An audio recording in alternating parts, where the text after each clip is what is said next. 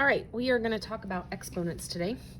So you've probably seen numbers written like this. We've had them in our morning work, but we haven't really known what to do with them. So first we're going to talk about the parts of this and what they're called. So when we talk about them, you know what we're talking about.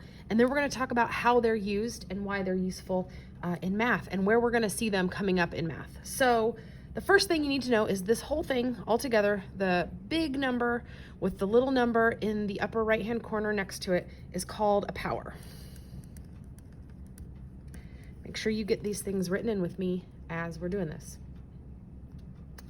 All right, and the two parts of a power, we have the larger number, which we call the base, and the smaller number, which we call the exponent.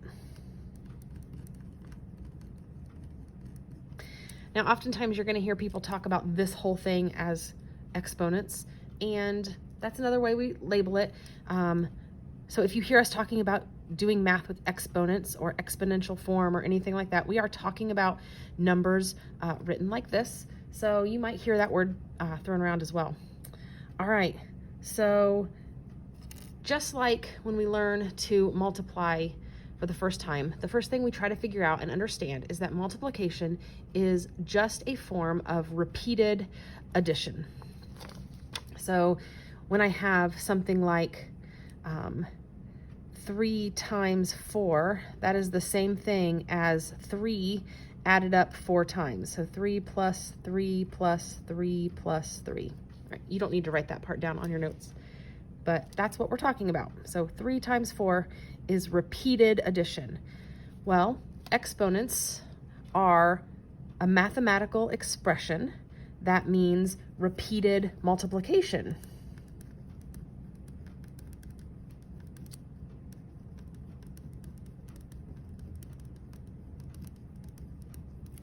So we are, instead of multiplying, which is repeated addition, we are going to be multiplying over and over and over again, which makes our numbers grow much quicker. And we're going to see that. So the base, the bigger number, is the number that is repeated.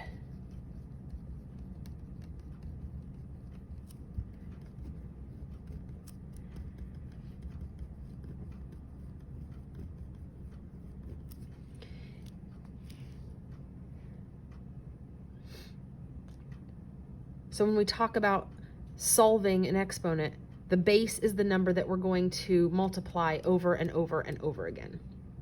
So in this case, it's going to be 3. The exponent is the number that tells us how many times to repeat the base.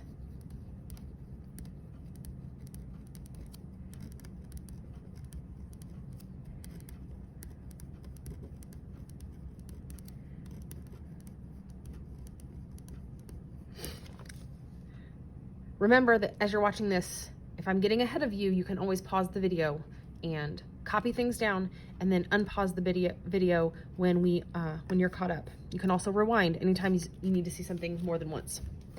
All right, so this power, the big 3 with the little 4, means 3 repeated 4 times. And it can be written in order to solve it like this: 3 times 3 times 3 times 3. Now you also know that we have been working on not using the X as our times sign because we're starting to do more algebra and we don't want to confuse that multiplication sign with the letter X. So it can also be written like this: 3 times 3 times 3 times 3 with a dot. And we could also use parentheses around each 3 to represent multiplication. All right, so there are 3 ways that we can write powers. We're going to look at another set of numbers. So the first way is exponential notation. That's often why we call this an exponent, because it's referring to exponential notation. And exponential notation is the large number with the little number in the right-hand corner. And this simply means 5 repeated 3 times.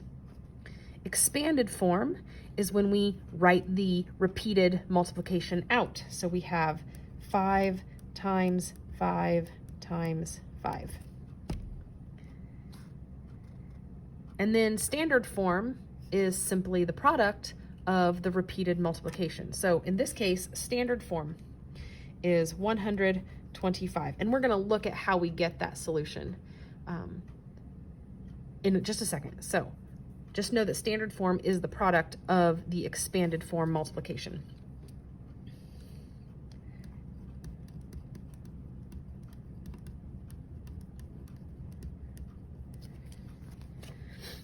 All right, so one of the things that gets us in trouble is if we're not organized. It is incredibly important that we keep our math organized when we are doing exponential math, and that we make sure we have multiplied every one of those repeated powers, or sorry, those repeated bases, and not missed any, or not done too many. So we're gonna look at how we can keep ourselves organized with that.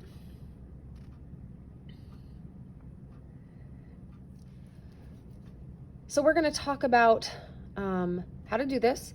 And if you remember back to a few days ago, we talked about the properties of multiplication. And there's a property that says we can group the factors of a multiplication problem any way we want, and we will still get the same product. So if you remember, if you can think for a second what you think that property is, see if you can think of it before I write it down. So that property is the associative property.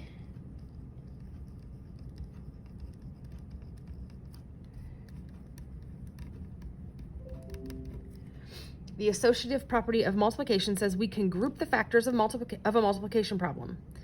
So that's how I got the 125, and we'll go back and look at that one in just a second. Let's look at this one, 4 with the little 5, and we're going to talk about how to say that correctly, but one way is 4 to the 5th power.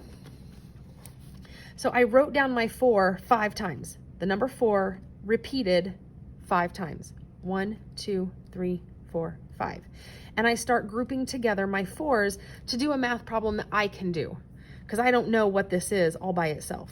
So 4 times 4 is 16. And this 4 times 4 is 16. And then I have a 4 left over here at the end that I didn't multiply into my equation yet, so we're gonna go ahead and drop it down.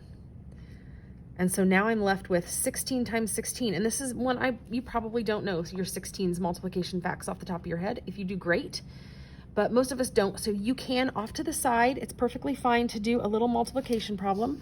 Let me move the paper just a bit. I can say 16 times 16, and I can multiply that out off to the side if you don't know the number. And if you multiplied that out, you would get 256. And so I would bring those two 16s together and write the answer right below it, and continue to bring down this 4 that I haven't wrapped into my, my answer yet. Same thing is true for 256 times 4. Most of us don't know that one off the top of our head, so you can do a small problem off to the side. And 256 times 4 is 1,024. So 4 to the 5th power is the same as 1,024. This is exponential form. This top row is expanded form, and this bottom solution is our standard form.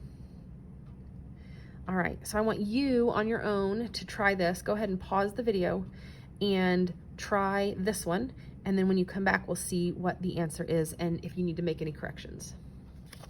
Okay. Hopefully you were able to get a solution. So let's look at how we break this down. I used the associative property to do some grouping, and I grouped my factors together into groups of 2. So I know 2 times 2 is 4, and I was able to write that directly below. 2 times 2 is 4, and 2 times 2 is 4. Then I'm left with 3 factors, so I multiply my 4 times 4, which is 16, and then I have 1 4 at the end here that I need to bring down at the end. And I didn't know 16 times 4 off the top of my head, so I had to do a math problem over here on the side, and I discovered 16 times 4 is 64. And that was how I got my final answer. So exponential form is 2 to the 6th power, expanded form is 2 times 2 times 2 times 2 times 2 times 2, 2 repeated 6 times, and the standard form is 64.